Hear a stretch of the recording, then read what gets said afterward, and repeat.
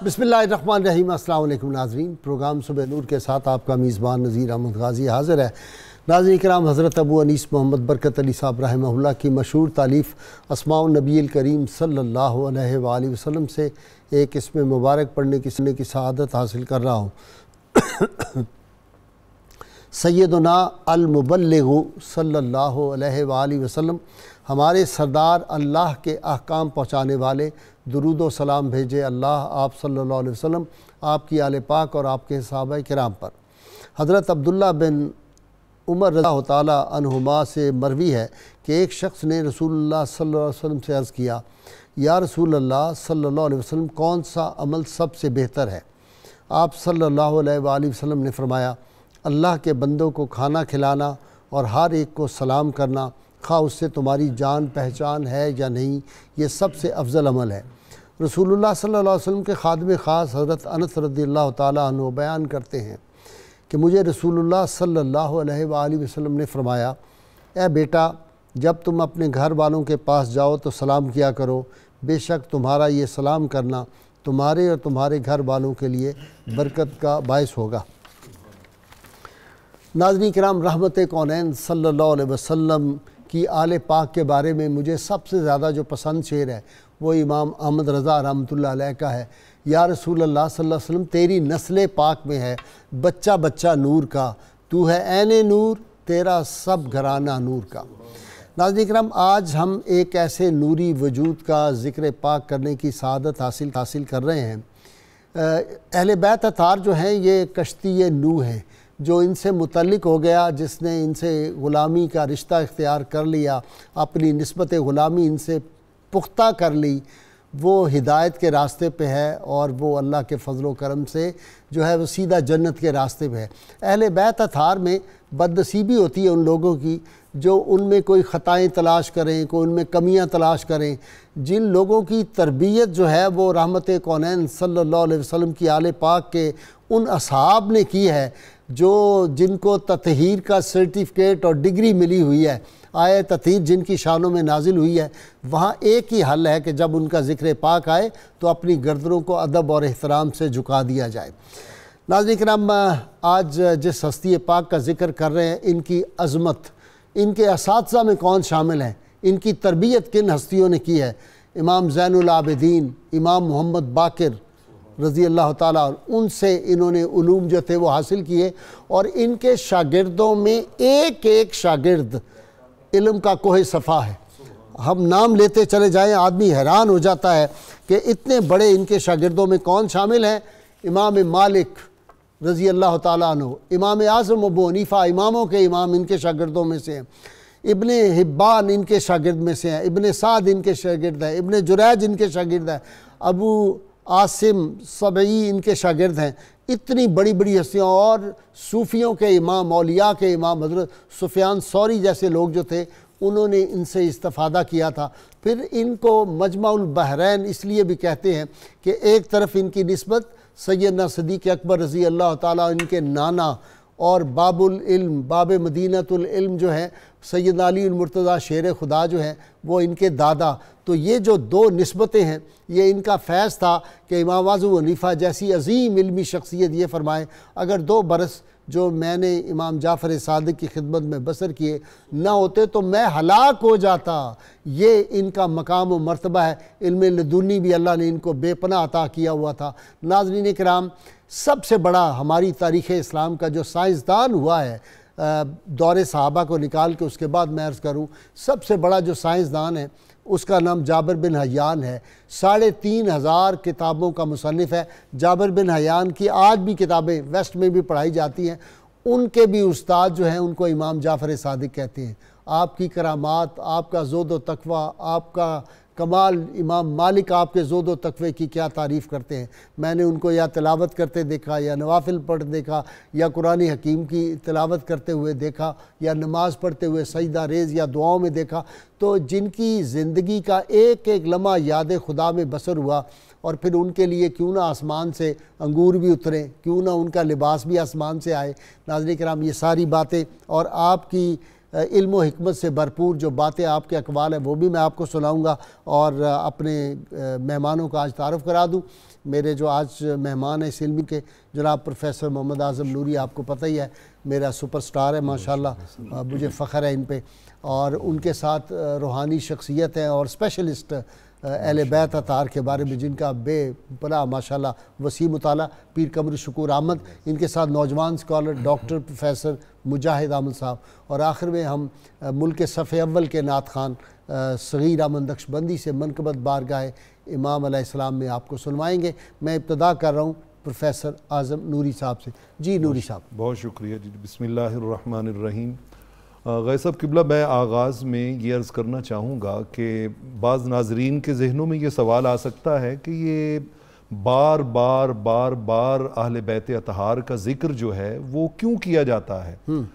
یہ اس لیے کیا جاتا ہے کہ اللہ رب العالمین کی یہ سنت بھی ہے اور اللہ رب العالمین کا حکم بھی ہے کہ رب ذوالجلال نے اپنی عبادت و بندگی کی سب سے اعلیٰ صورت نماز میں درود ابراہیمی کی شکل میں جو ہمیں بار بار اہل بیت پہ درود پڑھنے کا حکم دیا ہے، وہ ہمیں اس بات پہ مجبور کرتا ہے کہ ہم امام شافعی رحمۃ اللہ تعالی علیہ کی زبان میں اپنی عقیدتوں کا اظہار یوں کریں کہ یا آل بیت رسول اللہ حبکم فرض من اللہ فی القرآن انزلا یکفیکم من عظیم الفخر انکم من لم یصلی علیکم فلا صلاۃ لہ۔ سبحان اللہ۔ امام شافعی کہتے ہیں کہ اے اہل بیت اطہار، آپ کی عظمتیں اور رفعتیں ان پر کیا یہ دلیل چھوٹی ہے کہ رب ذوالجلال نے آپ پر درود پڑھنا قرآن مجید میں یا ایھا الذین آمنوا صلوا علیہ وسلموا تسلیما کی شکل میں فرض قرار دیا ہے، اور جو آپ پہ نماز میں درود نہیں پڑھتا اس کی سرے سے نماز ہی نہیں ہوتی۔ تو اہل بیت اطہار کا یہ ذکر جو ہے در حقیقت نماز کی اسی مشق کو ہم دہراتے رہتے ہیں، اور وہ جو حکم مصطفیٰ صلی اللہ علیہ وسلم خطبہ حجۃ الوداع کے بے شک دو چیزیں ہیں جن کو تم نے پکڑ کے قرآن اور رکھنا اہل ہے، بیت۔ تو جب ہم نے پکڑا ہوا ہے تو پھر ہم ہر وقت ہم نے تو ان کا دامن پکڑا ہوا ہے۔ الحمدللہ ہم اس کو روز ریفریش کرتے ہیں کہ اس تعلق کے بغیر جو ہے وہ نہ دنیا میں نجات ہے، تجدید وفا و محبت۔ تجدید وفا و محبت، بے شک بلا شبہ آپ نے درست فرمایا۔ میں آغاز کرنا چاہوں گا امام جعفر صادق رحمۃ اللہ تعالی علیہ کی ذات اقدس کو، جو خراج عقیدت حضور داتا گنج بخش علی حجویری علیہ الرحمہ نے کشف المحجوب میں پیش کیا۔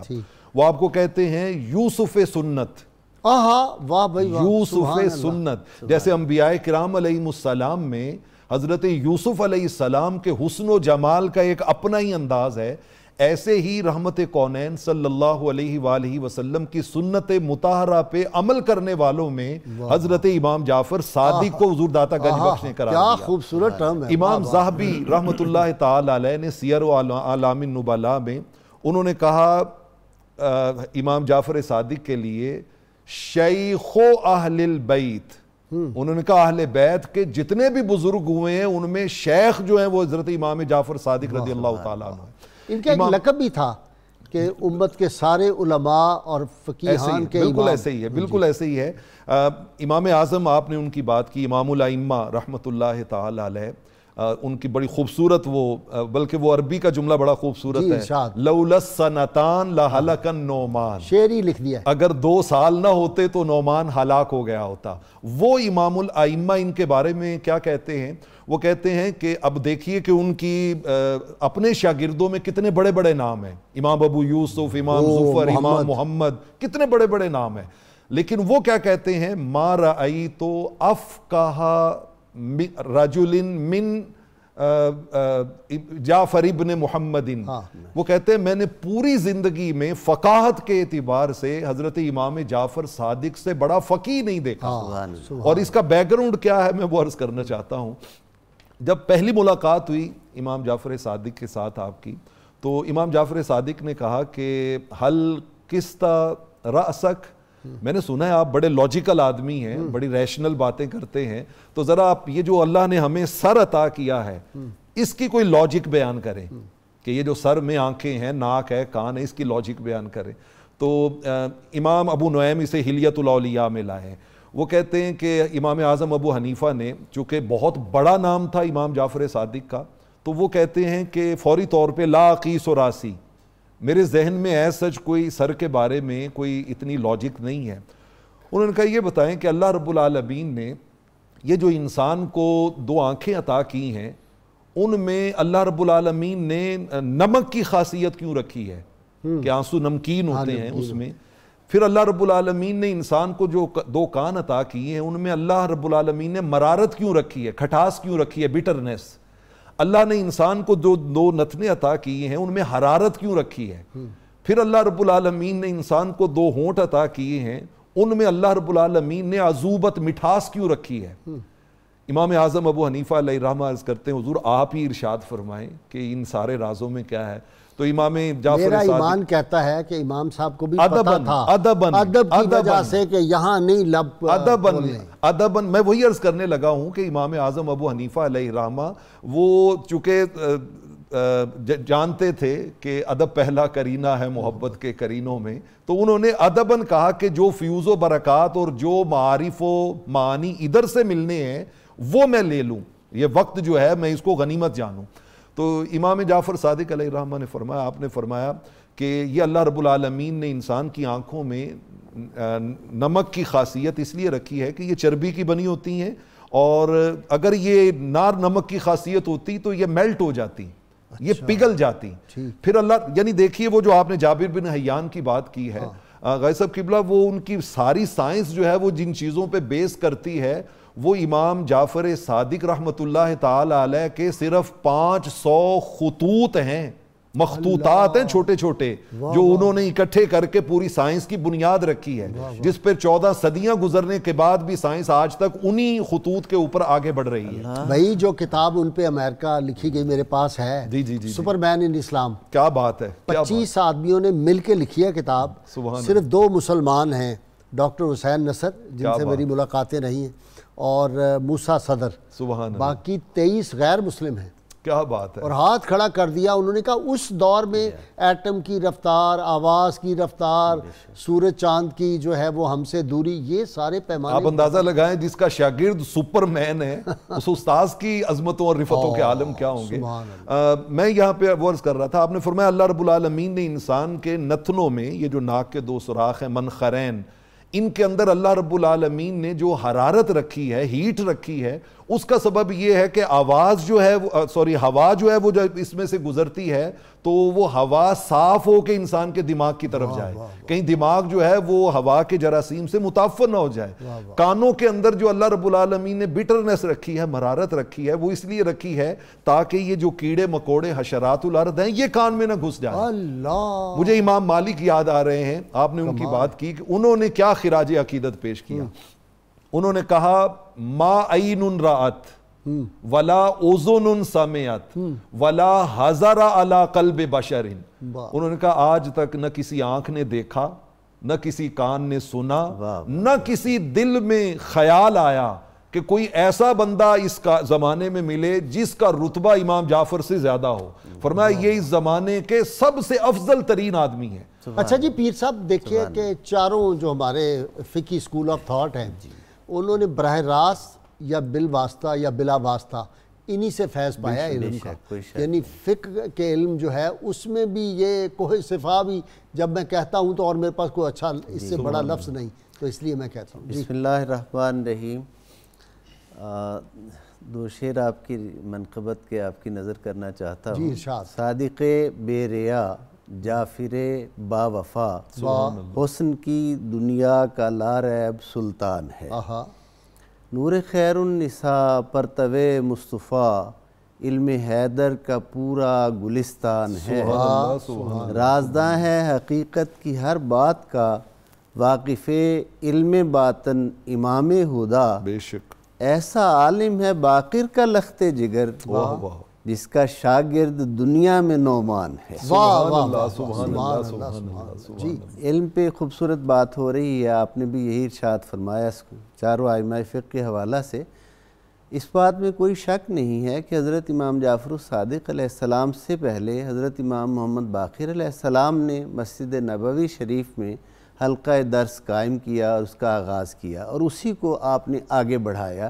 بیک وقت 4000 تعداد طلباء کی حضرت امام جعفر الصادق علیہ السلام سے اکتساب فیض کرتی تھی، اور اس میں علم تفسیر، علم حدیث، علم فقہ، علم میراث، جغرافیہ، اصول، تشریح الاجسام، یہ علم الابدان، طب، علم کیمیا، طبیعیات، فزکس، نباتات، فلکیات، نجوم، علم الاجسام، علم الہیات، علم ما بعد الطبیعات، طبیعات، کوئی چھوڑا ہی نہیں۔ ایسا ایک جملے میں اگر عرض کروں تو یوں ہوگا کہ ہر کلاس میں شاگرد بدلتے تھے، استاد وہی رہتا تھا جو سب کو، اور سبجیکٹ بدلتے تھے، شاگرد بدلتے تھے، استاد وہی تھا جو سب کو اس کے علم سے فیضیاب، اپنے علم سے فیضیاب فرماتے تھے، اور جو ان کے سوالات ہوتے تھے۔ حضرت امام اعظم ابو حنیفہ رحمۃ اللہ تعالی، چونکہ ان کا مقام بہت بلند ہے ائمہ فقہ میں، اور ان کا حضرت امام جعفر الصادق علیہ السلام کے ساتھ اتنا گہرا عقیدت کا تعلق، اور یہ جو جملہ حضرت شاہ عبدالعزیز محدث دہلوی رحمۃ اللہ علیہ نے تحفہ اثنا عشریہ میں نقل کیا آپ کا، جو آپ نے ارشاد فرمایا لولا السنتان والا، یہ جملہ ایک اتنا خاص خراج عقیدت ہے کہ جو ہستی خود فقہ میں اتنی بڑی بلند ہستی ہے، اتنا بڑا مقام ہے، وہ امام جعفر الصادق علیہ السلام کے علم کو یوں خراج عقیدت پیش کر رہے ہیں کہ اگر ان کی صحبت میں، اس کی ایک وجہ جو امام اعظم ابو حنیفہ رحمۃ اللہ علیہ اپنے اس ارشاد گرامی سے حضور کی پوری امت کو جو ایک میسیج کنوے کر رہے ہیں، وہ یہ ہے کہ بھئی بے شک اللہ نے ہمیں بھی علم سے نوازا ہے، لیکن اصل وارث علوم نبوی و علوی کے خانوادہ نبوت ہے، جن کے بغیر اکتساب فیض اور کمال جو ہے وہ حاصل نہیں ہو سکتا۔ دیکھیں علوم علوی جو ہیں وہ اصل میں علوم نبوی ہیں، اسی کی باب مدینۃ العلم جو ہوئے، تو مدینۃ العلم کے جو آگے وارث ہیں وہ اصل میں تو یہی خاندان ہے بلا شبہ۔ اور اس پہ ایک بڑی عام بات علامہ شبلی نعمانی نے ایک نقطہ اٹھایا ہے، وہ سیرت النعمان میں لکھتے ہیں کہ بعض علماء نے یہ لکھا کہ امام اعظم ابو حنیفہ علیہ رحمت خود فقیہ تھے، انہیں امام جعفر الصادق علیہ السلام کے پاس جانے کی کیا ضرورت تھی۔ یہ اعتراض نقل کر کے علامہ شبلی نعمانی خود جواب دیتے ہیں کہ بے شک حضرت امام اعظم امام ابو حنیفہ رحمۃ اللہ علیہ فقہ میں بہت بلند شخصیت ہیں، لیکن یہ بات بھولنی نہیں چاہیے کہ کائنات میں جتنے علوم پھیلے ہیں وہ سب اہل بیت نبوت کے ذریعہ سے پھیلے، اور سب کا سرچشمہ ان علوم کا حضور صلی اللہ علیہ وآلہ وسلم کی اہل بیت اطہار ہے۔ حضرت امام جعفر الصادق علیہ السلام کو اللہ تعالیٰ نے خاص وقت عطا فرمایا تھا۔ یہ تو ہمارا ایمان ہے، ایمانی اور روحانی ہمارا جو اعتقاد ہے کہ یہ ہستیاں وقت کی محتاج نہیں ہوتی، بلکہ وقت ان کا محتاج ہوتا ہے، لیکن عالم اسباب ہے، عالم اسباب میں یہ بات ہوتی ہے کہ حضرت امام جعفر الصادق علیہ السلام کو وہ وقت ملا جب بنو امیہ کا اقتدار زوال پذیر تھا اور بنو عباس اقتدار کی طرف بڑھ رہے تھے، چونکہ وہ ایک اقتدار کی کشمکش کا زمانہ تھا، دونوں آپس میں لگے ہوئے تھے، اور ادھر ابھی امام زید جو تھے ابھی ان کی شہادت تازہ ہوئی تھی۔ آپ کو یہ وقت مل گیا کہ آپ سے علم کی جو اشاعت ہے وہ بہت تیزی کے ساتھ ہوئی، اور حضرت امام محمد باقر علیہ السلام کا وہ سلسلہ اور ان کی شہرت جو پوری اس وقت کی اسلامی مملکت میں ہو چکی تھی، اس کی وجہ سے طلباء علم جو تھے وہ رجوع کر رہے تھے، آتے تھے، اور اسلامی مملکت میں نہیں، اسلامی مملکت سے باہر بھی جی بلا وہ جو امام محمد باقر نے وہ کرنسی والا کام کیا تھا، سارا ویسٹ بھی جو تھا اس میں کو ہل کے رہ گیا تھا، کوئی شک نہیں۔ سلطنت روم میرا عرض کرنے کا مقصد تھا کہ حصول علم کے لیے اسلامی مملکت سے بات آپ کی بڑی ہے، میں آپ کی بات کی تائید کر رہا ہوں، اختلاف نہیں کر رہا اس سے۔ جی ڈاکٹر مجاہد، اچھا جی صحابہ کرام سے ان کو عقیدت، سیدنا ابوبکر صدیق رضی اللہ عنہ ان کے نانا تھے، اور وہ کیا کہا کہ مجھے 2 دفعہ جنم دیا، اور سیدنا عمر فاروق رضی اللہ عنہ بڑی تعریف کی آپ نے۔ جی ایسے بسم اللہ الرحمن الرحیم۔ قبلہ گائی صاحب، یہ تو جو صحابہ کرام اور اہل بیت اعظام ہیں، ان کا آپس میں تعلق تو بڑا مثالی تھا، سبحان اللہ۔ اب دیکھیے حضرت رحماء بینہم، جی اس کی زندہ مثال تھے سیدنا ابو بکر صدی اللہ تعالیٰ عنہ کی زوجہ محترمہ تھی اسماء بنت امیس، آپ کے وصال کے بعد سیدنا علی المرتضیٰ نے ان سے نکاح فرمایا. اچھا. اور ان کا جو بیٹا تھا حضرت ابو بکر صدیق کا، جن کا نام تھا محمد، جو حضرت امام جعفر صادق کے آگے اجداد میں سے ہیں. ٹھیک. قاسم بن محمد بن ابو بکر، اور قاسم بن محمد بن ابو بکر کی جو بیٹی تھی ام فروا، وہ سیدنا امام جعفر صادق کی والدہ ماجدہ ہیں. ٹھیک. تو یہ نسبت جو ہے حضرت سیدنا علی المرتضیٰ نے محمد بن ابی بکر کی تربیت فرمائی.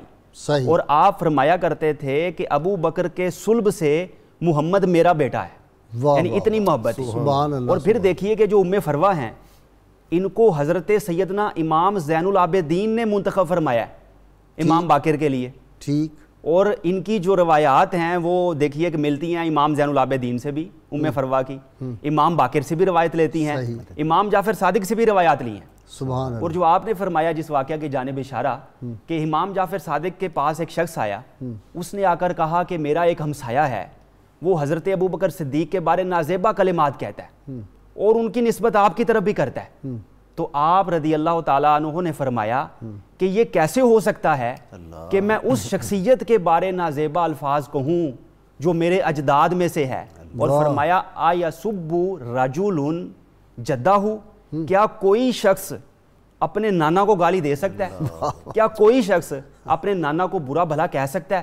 اور پھر ساتھ یہ فرمایا کہ میں تو یہ سمجھتا ہوں کہ مجھے جتنی امید شفاعت کی سیدنا علی المرتضیٰ سے ہے، اتنی ہی شفاعت کی امید حضرت ابو بکر صدیق سے ہے. وہ بھی میری سفارش فرمائیں گے، وہ بھی سفارش کریں گے، وہ بھی شفاعت کریں گے.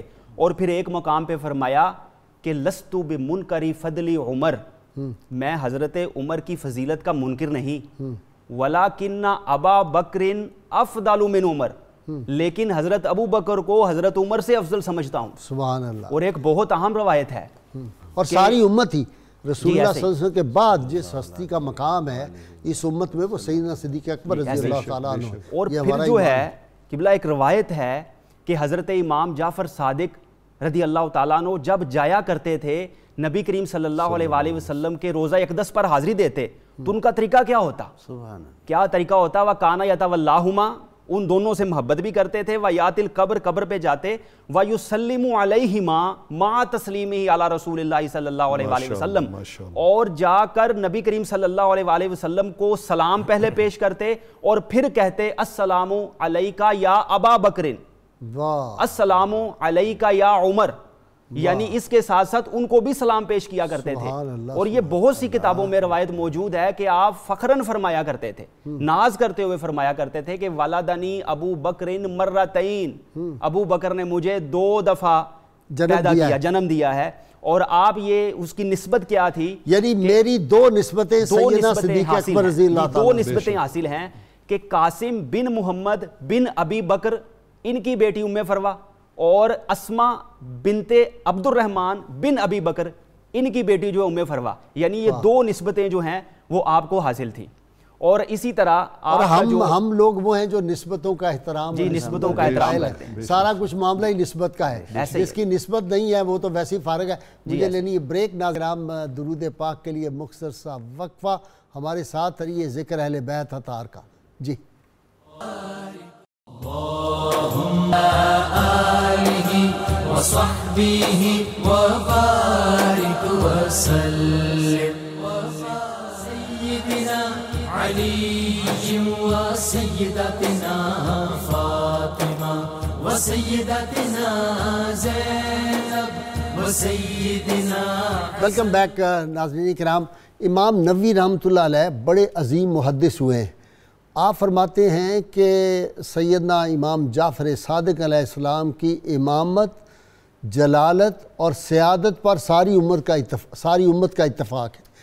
اور کمال کی بات ہے کہ آپ کے جو اقوال ہیں وہ آج بھی آدمی پڑھے تو حیران ہو جاتا ہے کہ کیسے آپ نے فرمایا. آپ فرماتے ہیں کہ علماء اور فقہا رسولوں کے امین ہیں جب تک وہ سلاطین کی آستاں بوسی نہ کریں.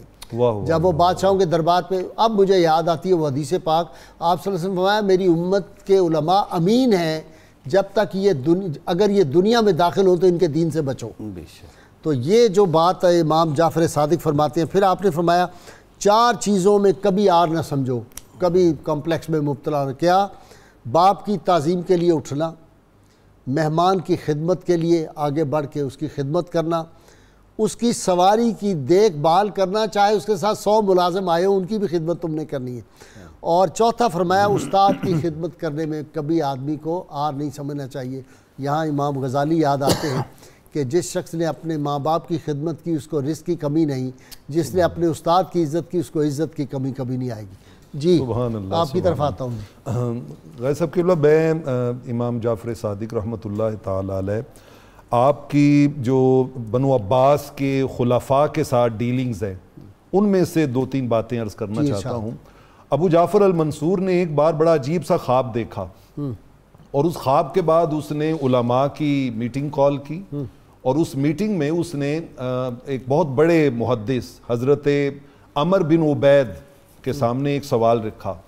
اس نے کہا ما عندک فی اتخاذ القلب عن النبی صلی اللہ علیہ وآلہ وسلم، یہ جو گھروں میں کتا پالتے ہیں، پالتو کتا، اس کے بارے میں آپ کے پاس رحمت کونین صلی اللہ علیہ وآلہ وسلم کا کیا ارشاد پاک ہے؟ انہوں نے کہا کہ رحمت کونین صلی اللہ علیہ وآلہ وسلم نے ارشاد فرمایا من اتخذ قلبا لغیر حراست زرع او معشیت نقص من اجرہ کل یوم قیراتان۔ انہوں نے کہا کہ 2 مقاصد کے لیے اجازت عطا فرمائی تھی آقا نے، ایک تو اپنی زراعت کی حفاظت کے لیے، دوسرا اپنے چوپاؤں کی حفاظت کے لیے، اس کے لیے آپ کتا رکھ سکتے ہیں۔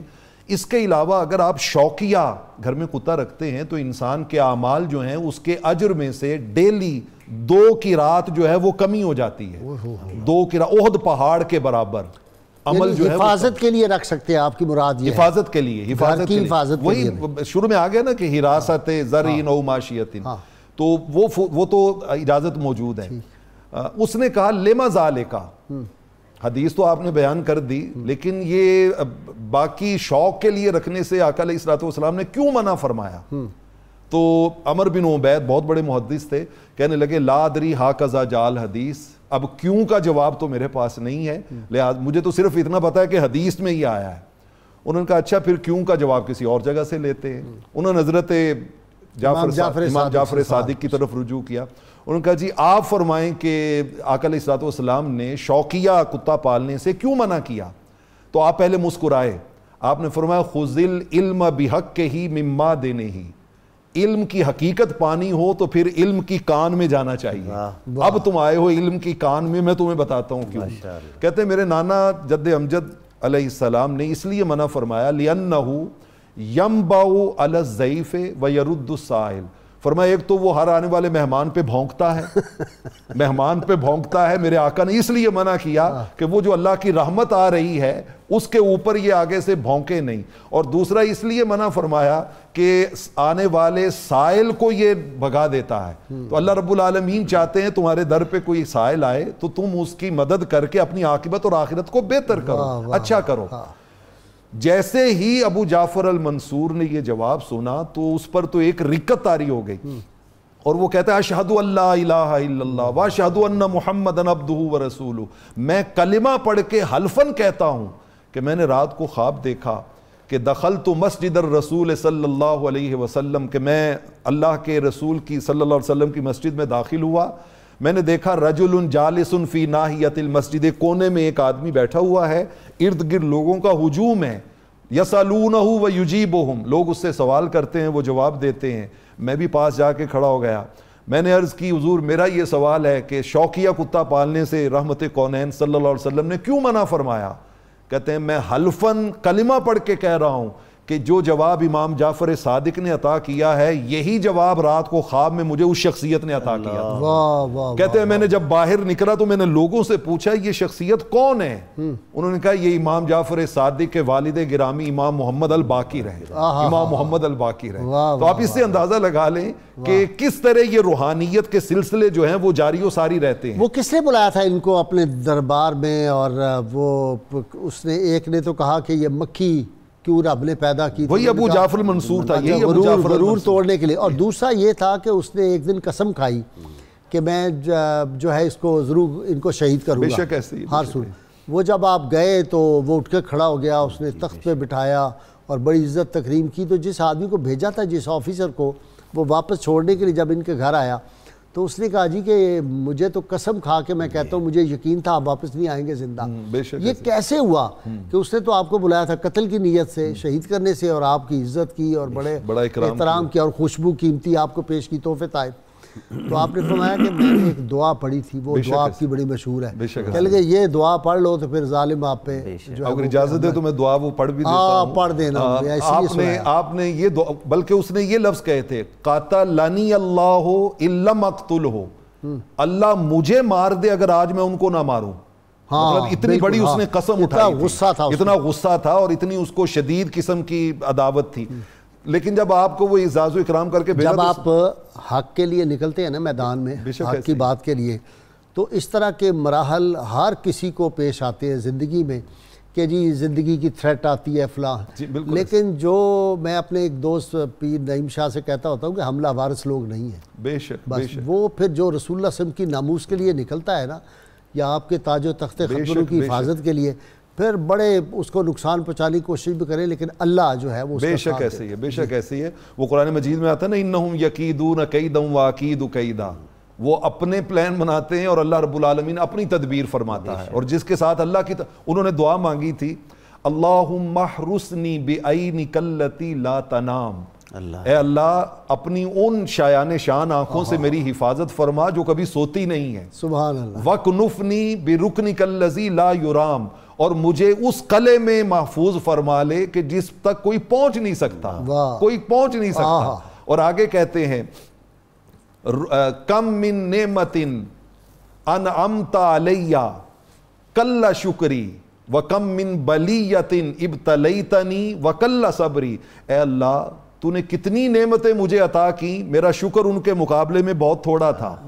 کتنی ہی تو نے مجھ پر آزمائشیں بھیجی, ان آزمائشوں کے مقابلے میں میرا صبر تھوڑا تھا, لیکن تو نے میرے تھوڑے شکر اور تھوڑے صبر کے باوجود مجھے رسوا نہیں ہونے دیا, رسوا نہیں ہونے دیا. اور آخری جملہ بڑا خاص ہے, فَإِنَّكَ اجل و اکبر ممن اخاف واحذر, یہ لوگ مجھے جس سے ڈرا رہے ہیں مولا تو اس سے بہت بڑا ہے, تو اس سے بہت بڑا ہے. پیر جی آپ تو جانتے ہیں ایک اپنے مشترکہ دوست کو کہ کتنے تھریٹ زندگی میں آئے, لیکن اللہ تعالیٰ نے اس کی کس طرح حفاظت. بلا شبہ جی, بڑے بڑے حکمران, بڑے بڑے فرعون.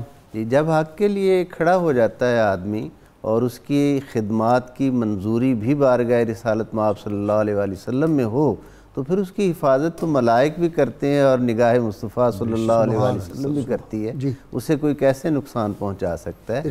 یہ جو آپ نے واقعہ بیان فرمایا, اس کا تھوڑا سا کچھ حصہ میں اس میں ڈال لوں, کر دوں. اس نے یہ جیسے قسم والی بات فرمائی نا, تو پروفیسر صاحب نے اس نے یہ اشارہ دربان کو کہا کہ میں سر پر ہاتھ رکھوں گا, جلاد کو کہا یہ اس بات کا سگنل ہوگا کہ تو نے انہیں شہید کر دینا. لیکن ہوا یہ کہ جب آپ یہ دعا پڑھتے ہوئے داخل ہوئے تو وہ اپنے محل سے لرزتا کانپتا سر برہنہ اور ننگے پاؤں باہر نکلا منصور. لوگوں نے دیکھا تو حیران ہو گئے, عزت سے بٹھایا, کیا, پوچھا کیا وجہ ہے, جب آپ کو رخصت کر دیا تو کیا وجہ. اس نے کہا میں نے ایک اژدہا دیکھا جس کے منہ کا ایک حصہ زمین پہ تھا اور دوسرا حصہ میرے محل کے اوپر تھا اور ٹاپ پہ. اس نے کہا, مجدہ نے فصیح زبان میں مجھے کہا, مجھے اللہ نے بھیجا ہے, اگر تو نے انہیں کوئی تکلیف دی تو یہ سارا کچھ نکل جاؤں گا میں. تو یہ اس حیبت اس پہ اتنی طاری ہوئی امام حضرت جعفر صادق علیہ السلام کی. یہ نظام قدرت ہے اور یہ فیض ان ہستیوں کا جو ہے ان کے غلاموں کو عطا ہوتا ہے, جی پہنچتا ہے ان کے غلاموں کو, قیامت تک ہوتا رہے گا, قیامت تک ہوتا رہے گا. منصور نے ایک دفعہ یعنی آپ سے پوچھا کہ لوگ مجھ سے خوف زدہ بہت ہوتے ہیں, آپ مجھ سے ڈرتے نہیں ہیں. فرمایا نہ تو میرے پاس دنیا ہے جس کا مجھے فکر ہو کہ تو غصب کر لے گا, اور نہ ہی تیرے پاس کوئی آخرت کی بات ہے جس کی وجہ سے میں تجھے ڈروں, تجھ سے ڈروں کہ میری آخرت خراب ہو جائے گی. تیرے ہزار خوف ہو لیکن زباں ہو دل کی رفیق, یہی رہا ہے ازل سے قلندروں کا طریق. تو اس نے کہا پھر آپ ایسا ہم نے ہر دور میں تقدیس رسالت کے لیے وقت کی تیز ہواؤں سے بغاوت کی ہے, توڑ کر سلسلہ رسم سیاست کا فسوں, ایک فقط نام محمد سے محمد سبحان اللہ سبحان. اب اس نے کہا کہ آپ پھر ایسا تو کریں کہ میرے پاس رہیں, مجھے نصیحت فرمائیں, فرمایا جسے اپنی آخرت عزیز ہوگی وہ تجھے نہ کوئی نصیحت کرے گا نہ تیرے پاس رہے گا.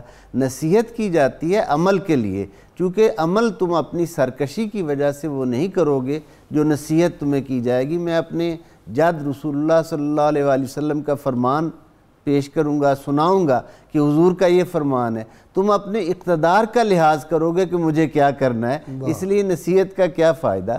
حضرت امام جعفر صادق علیہ السلام کی سخاوت بھی، آپ کی کرامات بھی بہت زیادہ مشہور ہیں. سخاوت کا تو ایک جو خوبصورت جملہ پروفیسر صاحب نے فرمایا کہ وہ خود کتا رکھنے کی آپ نے وجہ یہ بیان کی. یہ سخاوت کا عالم یہ تھا کہ خفیہ صدقہ رات کو اپنی پشت مبارک پر اٹھا کر 100 خاندان 100 خاندان پورے خاندان زندگی ان کو پالا، پورے 100 خاندان کی ضروریات کا سامان جا کر ان کے گھروں میں. اب یہاں ایک چیز سوچنے والی ہے کہ ایک تو سخاوت کی شکل ہے گھر میں دسترخوان، جی کہ مہمان آئے مہمان نوازی، وہ تو چل ہی رہا ہے. اس کے علاوہ ایسے سفید پوش لوگ کہ ان کی شفا جو ہے سفید پوشی کا بھرم رکھنے کے لیے ان کے گھروں میں خود جا کر آج کل ضرورت ہے. بے شک اس لاک ڈاؤن کی کیفیت میں آج تک اشد ضرورت ہے آج کل. اور یہ ڈاکٹر مجاہد آپ کی طرف آ رہا ہوں. جی بات جو ہو رہی تھی تو آپ کے جو زندگی مبارک ہے اس میں ہم دیکھیں بنو امیہ کے 10 حکمران ہوئے. ہاں کل تعداد جو ہے تقریباً 14 ہے. 10 آپ کی زندگی میں ہوئے، 2 عباسی خاندان میں سے ہوئے حکمران، لیکن آپ نے کسی ایک کے در پہ جا کے بھی مراد کا مطالبہ نہیں کیا. اس لیے کہ تمہیں خبر نہیں شاید تھا تمہیں خبر نہیں شاید کہ دین حق کا چراغ ہوائے تند کے باوصف جلتا رہتا ہے. وزارتوں کے مقدر پہ ناچنے والوں وزارتوں کا مقدر بدلتا رہتا ہے. یہ 10 حکومتیں وَتِلْكَ الْأَيَّامُ نُدَاوِلُهَا بَيْنَ النَّاسِ. تو جو آپ نے وہ قول پیش فرمایا کہ فقہاء اور علماء تب تک وارثان نبوت ہیں جب تک حکمرانوں کے در پہ نہیں جاتے، کاسل ایسی نہیں کرتے. تو اس کی زندہ مثال آپ تھے. اور یہاں تک کہ یہ جو چیز ہے آپ نے اپنے ماننے والوں میں، متعلقین میں اور شاگردوں میں بھی منتقل کر دی. کروں مدح اہل دور رضا پڑھو. جی کروں مدح اہل دور رضا، پڑھے اس بلا میں میری بلا.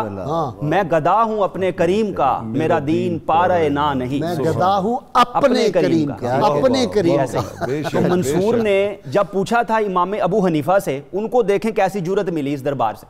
پوچھا اس نے کہ آپ کا علم کا مرکز کیا ہے؟ تو آپ نے کیا فرمایا امام ابو حنیفہ نے؟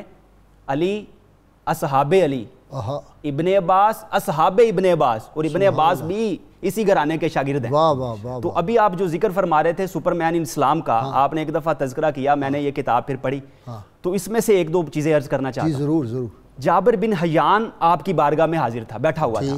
تو آپ نے فرمایا کہ ہر شے میں حرکت ہے، یہاں تک کہ جمادات میں بھی حرکت ہے. آج سائنس نے ثابت کر دیا، زمین جی چل رہی ایسے ہی ہے. آج سائنس نے ثابت کر دیا کہ ہر چیز میں ایٹم موجود ہے، ایٹم میں حرکت ہے، مالیکیولز ہیں، ان میں ارتعاش اور وائبریشن پیدا ہوتی ہے، ان میں حرکت ہے. ہر چیز جو ہے وہ اس میں وائبریشن بھی ہے اور وہ کیا کرتی ہے، وہ اپنے باہر نکالتی ہے اس کو. جی بالکل ایسے. تو اب یہ دیکھیں کہ جابر بن حیان نے اگلا سوال کیا پوچھا. اس نے کہا کہ آواز میں بھی حرکت ہے. آپ نے فرمایا بالکل حرکت ہے. آپ سے کچھ دور فاصلے پر ایک لوہار ہے، وہ اپنے ہتھیار کو، ہتھوڑے کو مار رہا ہے اوزار پر. آواز پیدا ہو رہی ہے. 2 چیزیں پیدا ہو رہی ہیں، آواز اور چمک، روشنی. آواز آپ تک پہنچتی ہے کچھ دیر بعد اور روشنی پہنچتی ہے فوراً، آپ کی آنکھ دیکھ لیتی ہے. اس کا مطلب ہے کہ آواز کی رفتار روشنی سے بھی تیز ہے. ہاں ریڈیٹ کرتی ہے ہر چیز میں حرکت موجود ہے. آپ نے فرمایا ریڈیٹ، ہر چیز جو ہے وہ ریڈیٹ کرتی ہے. ایسے ہی ہے. اور پھر اس کے بعد جو ہے اس نے اگلا سوال پوچھ لیا. اس نے کہا جی کہ جب آواز فاصلہ طے کرتی ہے، کچھ دیر بعد پہنچتی ہے، تو پھر اللہ تعالیٰ کی آواز جو ہے جب اللہ تعالیٰ وہی فرماتا ہے وہ کیسے پہنچ جاتی ہے، حالانکہ اللہ تو 7 آسمانوں کے اوپر ہے. تو آپ نے فرمایا یہ بات سمجھانے کے لیے، اس کی عظمت کے لیے بٹھا کے عرش پہ رکھا ہے تو نے اے واعظ. خدا وہ کیا ہے جو بندوں سے اعتراض کرے. آپ نے فرمایا یہ تو اس کی عظمت بتانے کے لیے ہے کہ آپ کو اس کی عظمت معلوم ہو. اور یہ اللہ اور رسول کی بات نہیں ہے، وہ ہم سے وراء الورا ہے. اس کا جلوہ تو ہر جگہ. جابر بن حیان نے اور سوال پوچھ لیا. اس نے کہا جی جلوہ جب ہر جگہ ہے، درخت میں بھی، مٹی میں بھی، پانی میں بھی، تو کیا ہر چیز خدا ہو گئی؟ آپ نے فرمایا اگر ہر چیز خدا ہوتی تو خدائی طاقت ان میں آ جاتی. چراغ کے اندر تیل ہے، چراغ نہ تیل بنتا ہے نہ تیل چراغ بنتا ہے، اسی طرح اللہ کا جلوہ ہر شے میں موجود ہے، ہر شے تیرے وجود کی آئینہ دار ہے، ہر شے پکارتی ہے کہ تو پروردگار ہے۔ سبحان اللہ سبحان اللہ۔ اسی طرح بہت سے سائنسی حوالے سے اس کتاب میں موجود کیا ہے وہ یہی ہے نا، وہ جو آواز آتی ہے جی بے شک قسمت والوں کو۔ جی آپ کی طرف میں غازی صاحب آخری پروگرام کے لمحات ہیں، تو میں اس میں آپ کا جو اچھا یہ بتائیں، یہ لوگ تو وہ ہوتے ہیں جن کا وجود سراپا خیر ہوتا ہے، اہل بیت اطہار، وہ کسی کو نقصان نہیں پہنچاتے، انسان تو کیا وہ کسی جانور کو بھی نقصان نہیں پہنچاتے، بے شک کسی چرند پرند کو نقصان نہیں، خیر ہی خیر ہوتی ہے ان کے وجود سے۔ ان کو شہید کرنے کا کیا تک ہے؟ اور سب کو شہید کیا، یہ ہماری بڑی بد نصیبی ہے۔ جی ہاں بالکل۔ اگر ہم کسی غیر مسلم سے بات کر رہے ہوں اور وہ ہم سے پوچھے کہ تسی تے ہو جنہوں نے اپنے امام منو نہیں بخشیا، کیا جواب؟ ایسے یہ بدقسمتی ہماری، ان کے مزارات کو بھی نہیں آپ نے چھوڑا۔ مجھے بتائیں، میں آپ سے پوچھوں، آپ بھی گئے مدینہ منورہ، مجھے امام جعفر صادق کا ذرا مزار پر انوار تو دکھا دیں۔ بالکل ایسے ہی ہے، یہ بہت بڑی بدقسمتی، اور اسی وجہ سے امت جب سے یہ معاملہ ہوا ہے تبھی سے زوال کا شکار ہے۔ جب یہ چیزیں نہیں تھیں تب امت کو عروج حاصل تھا، کم و بیش 1000 سال تک تو امت نے پوری دنیا پہ حکومت کی ہے، تو تب دیکھیں نا کہ تب وہ مزارات موجود تھے، اور جب سے ان مزارات کو شہید کیا گیا امت تبھی سے زوال کا شکار ہے۔ وسائل میں اگرچہ بڑھتے گئے لیکن عزت میں، آبرو میں، ہر جگہ ذلت و رسوائی مقدر بنتی چلی۔ یہ جو وبا آئی ہوئی ہے اس کو بھی دور کرنے کا یہی حل ہے، یہی سبب ہے، دوبارہ واپس لوٹے، اسی طرف ان مقدس ہستیوں کی طرف لوٹنا ہوگا۔ ادب، بے شک ادب، میں وہی بارگاہ رسالت باپ کا، اہل بیت اطہار کا، صحابہ کرام کا، اولیاء اعظام کا ادب، وہ جو پیر صاحب نے پڑھا نا، ادب پہلا کرین، محبت کے کرینوں میں 2 جملوں میں غازی صاحب ادب کی بات کرنا چاہتا ہوں۔ ابو جعفر منصور کے دربار میں اہل مکہ کا وفد بھی آیا، اہل مدینہ کا بھی آیا، اس نے مکہ والوں کو پہلے بلا لیا، امام جعفر صادق پاس بیٹھے ہوئے تھے، آپ نے فرمایا کہ تم نے اہل مدینہ کو جو ہے وہ بعد میں بلایا، بعد میں رکھا اور ان کو پہلے آرڈر دے دیا ہے، اس کا کیا سبب ہے؟ تو ابو جعفر منصور نے اپنے اس عمل کی دلیل دی، انہوں نے کہا جی اسلام کا گھونسلہ تو مکہ ہی ہے نا، کہ یہاں سے اسلام جو تھا وہ اس کی بگننگ ہوئی۔ آپ نے بڑا خوبصورت جملہ کہا، آپ نے فرمایا انہو عشٌ طار خیرہ و بقی شرہ، فرمایا گھونسلہ تو تھا لیکن جو اس کے بہترین پرندے تھے وہ اڑ کے کہیں اور چلے گئے، اور جو بدترین تھے وہ باقی رہ گئے۔ واہ، بہت شکریہ پروفیسر آپ کا، پیر صاحب آپ کا بھی شکریہ، ڈاکٹر مجاہد آپ کا۔ ناظرین کرام، بہت مختصر وقفہ، درود پاک سنتے پڑھتے ہمارے ساتھ رہیے گا۔ ناظرین کرام، کتاب الشفا سے نسخے کا وقت ہو گیا جی۔ یہ ہرنیوں کے کامیاب آپریشن کے لیے علاج ہے۔ درود شریف کے ساتھ یا سلاموں 134 مرتبہ پڑھ کر دعا کر لیں، اور آپریشن سے قبل یا سلاموں کا ورد کرتے رہیں، انشاءاللہ آپریشن کے دوران مریض کے گھر والے بھی یہی پڑھتے رہیں تو آپریشن کامیاب ہوگا۔ شرط یہ ہے اول و آخر کوئی بھی درود پاک جو آپ کو آتا ہو وہ کم از کم 11 مرتبہ ضرور پڑھیں۔ سیدنا امام جعفر صادق علیہ السلام فرماتے ہیں، چغل خوری سے بچو کیونکہ یہ لوگوں کے دلوں میں دشمنی اور عداوت کے بیج بوتی ہے۔ آج کے روزنامہ 92 میں جی امام جعفر صادق علیہ السلام پہ بڑا زبردست مضمون ہے، اور سید فاروق القادری رحمۃ اللہ علیہ جو تھے ان پہ بھی، سید صاحب پہ بھی بڑا زبردست علامہ اسلم طاہر القادری صاحب کا مضمون ہے، آج وہ بھی ضرور پڑھیں۔ ناظرین کرام، اللہ کریم سے دعا ہے اللہ تعالی ہمیں حضور رحمت کونین صلی اللہ علیہ وسلم کی غیر مشروط محبت اور لامحدود وفاداری نصیب فرمائے، اور اللہ تعالیٰ اہل بیت اطہار کے صدقے، بخصوص سیدنا امام جعفر صادق علیہ السلام کی اس شہادت پاک کے صدقے یہ جو آفت ہم پہ آئی ہوئی ہے اس کو دور فرمائے۔ ہماری مسجدوں، مدارس، ہماری یونیورسٹیوں، کالجوں کی اللہ کریم رونقوں کو بحال کرے۔ نعرے کے لیے تیار ہو جائیے تاکہ پھر ہم صغیر نقشبندی سے منقبت بارگاہ امام میں سن سکیں۔ پاکستان کا مطلب کیا؟ لا الہ الا اللہ محمد رسول اللہ صلی اللہ علیہ وآلہ وسلم۔ جی صغیر۔ اہل عرفان کی برہان امام جعفر، اہل عرفان کی برہان امام جعفر،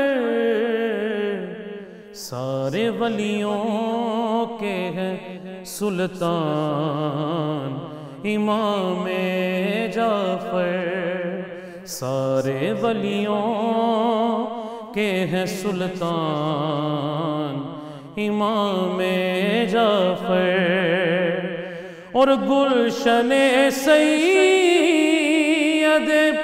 عالم کے گلے تازہ ہے، گلشن سید عالم کے گلے تازہ ہیں، ہر شرف میں ہوئے ذیشان امام جعفر، ہر شرف میں ہوئے ذیشان امام جعفر، چشمہ لطف و کرم اب بھی ہے جاری ان کا، چشمہ لطف و کرم اب بھی ہے جاری ان کا،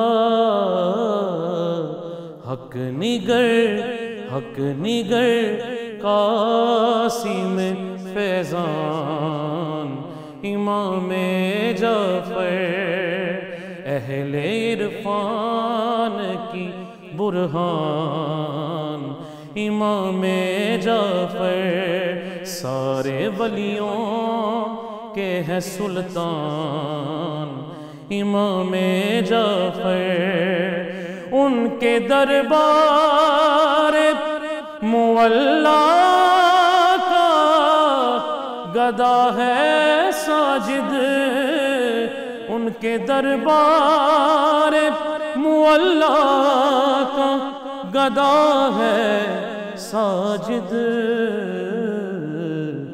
اس کی بخشش کا ہے سامان امام جعفر، اس کی بخشش کا ہے سامان امام جعفر، اہل عرفان کی برہان امام جعفر، سارے ولیوں کے ہیں سلطان امام جعفر۔